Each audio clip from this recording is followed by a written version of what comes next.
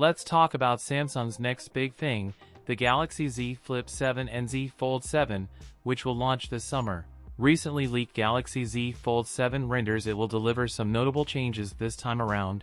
The Galaxy Z Flip 7 is going to sport a 3.6-inch cover display with a 6.8-inch inner display. The Galaxy Z Flip 7 might deliver some meaningful changes after all, as leaks now claim that the device will have a full-size outer display that wraps around the cameras. That does make both screens just a tiny bit larger. Galaxy Z Flip 7, with a 50-megapixel primary sensor and a 12-megapixel ultra-wide. The Galaxy Z Flip 7 and Fold 7 are expected to start at the same price, $1,099 for the Flip 7 and $1,899 for the Fold 7.